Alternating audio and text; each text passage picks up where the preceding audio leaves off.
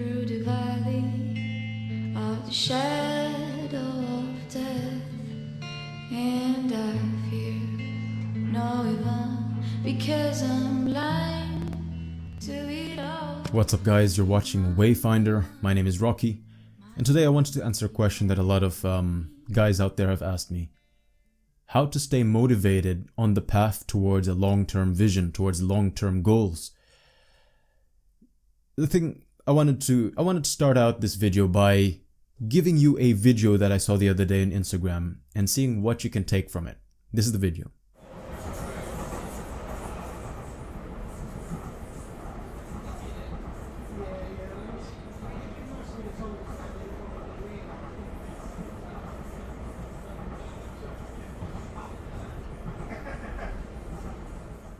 This is what I got from it.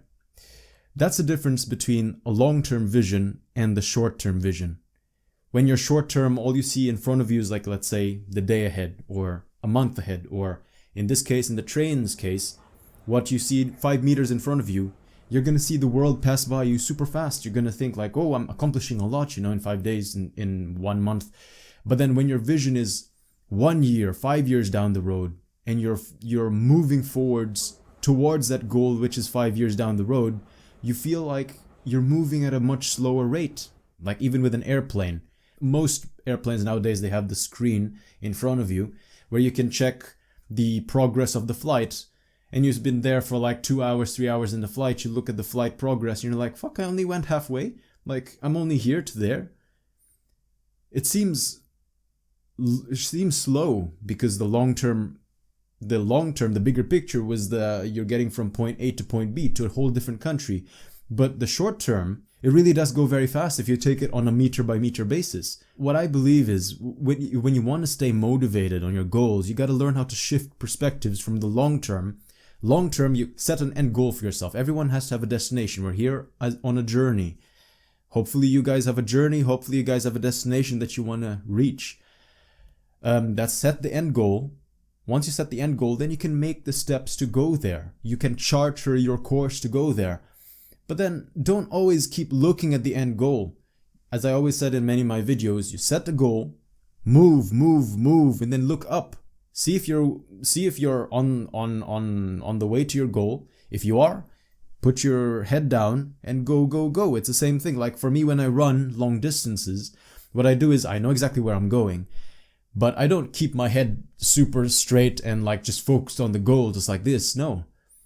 I wear a hat. Actually, I wear a hat like this. I curve the edges in on purpose so that it's just like this. All I see is the path ahead of me.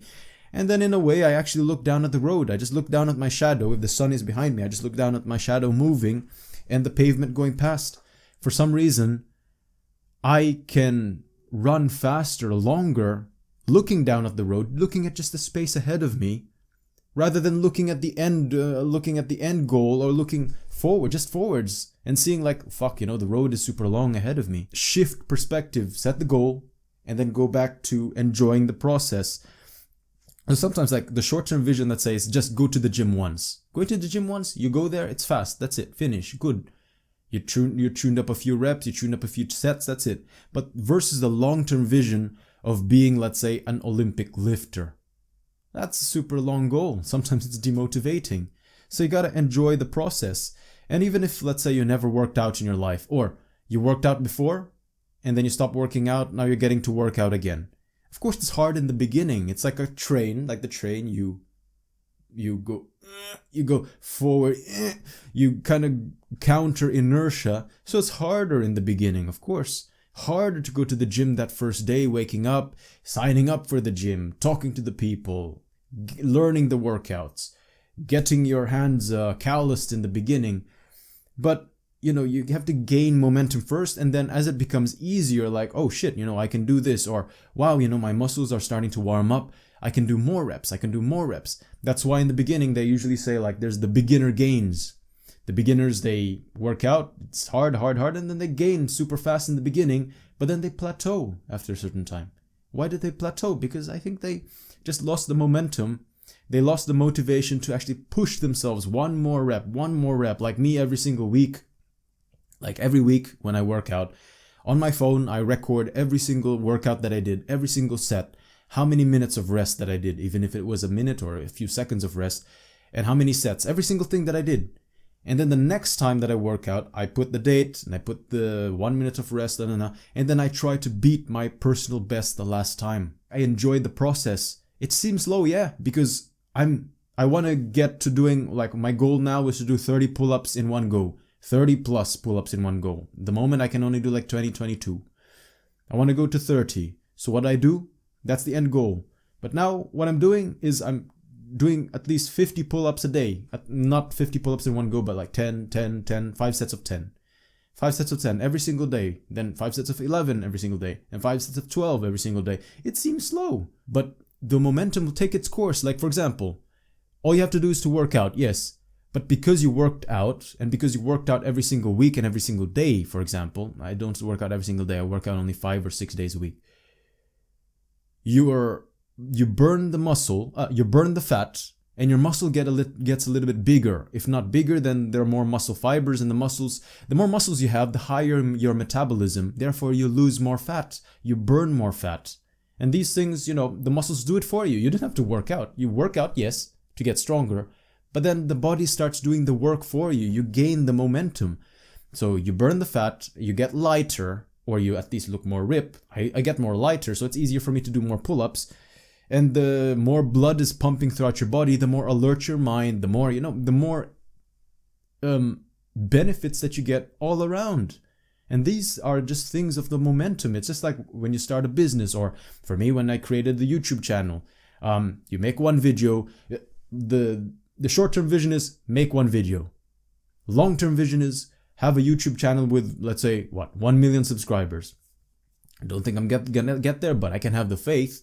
So just make one video at a time, one video at a time, one video at a time, one video at a time.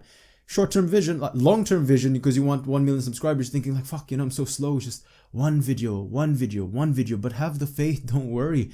Eventually, like what happened with my channel, one video, and then you start to see that your views start rising, your subscriber count starts rising, and because the subscriber count starts rising, people share, people comment, eventually you get to 1K subscribers, and you can earn money.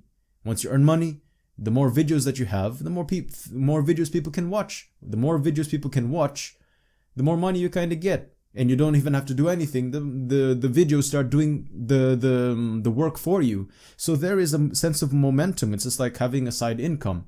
You work now, it may seem slow, but in the future, that side income will help you sustain yourself. So as I said, the end goal can be both a motivating factor or a demotivating factor. So learn to enjoy the journey, man. Enjoy every step of the way. However, there are some things in life that you can never enjoy, and you just gotta get through it. For example, this is an analogy. When you gotta pee and you're on the train towards a destination, you gotta pee. Who's gonna enjoy the sensation of wanting to pee? All you're doing is focusing. You're just focusing. I gotta get there. I gotta get there. I gotta get to the destination. I cannot hold it anymore. It's painful. It's just like working out. Maybe you learn how to enjoy the pain. Or when you're studying, you learn how to enjoy the study, but nobody really learns to enjoy the study. So in this case, what is the most powerful why for you? Why you are doing this? Why you're starting this business? Why you are working out? Why you are studying a master's degree? Or why you're studying a doctorate degree? Or why you do things? What is your most powerful why? And this is where true honesty comes in. Because if you're doing it, if you're a young guy and you like women and you want to do it for women, do it for women. Don't be shy about it. Because if you give yourself a bullshit reason that you don't really believe in, or that doesn't really motivate you, you'll wonder why your motivation goes down. Do it for things that really motivate you. If you want to work out because you want to get big body, you want to be effective to get a woman, do that. That's the thing that's driving you forward. That's your fuel. If you're doing it because you want to work out, or you want to start a business or earn more, get the promotion because you want to sustain your family, do that. That is the fuel that will get you there. Use the prime fuel. It's just like a car. The car that gets the 98 gasoline or whatever. If you put in 95, you wonder why you're only tuning out a little bit only. You're not so effective. Use the right fuel for you. Use the right fuel. Use it. Is it family? Is it women? Is it revenge even? If that's the most effective, just use that. So for those of you guys, if life happens to us, you had something else to do, you got lazy, if you veered off course, what do? It's fine to veer off course momentarily for something. Even if it's a productive reason, you had to really do something else, life got in the way, or it's a destructive reason, you just got lazy or whatever, you got distracted. It's fine, we're all on a journey in life. You gotta give yourself, we're only human. We're not, if we were perfect, we would have already found ourselves in heaven. We're not in heaven yet, so give yourself some slack. And the first step is to really forgive yourself. Forgive yourself, why?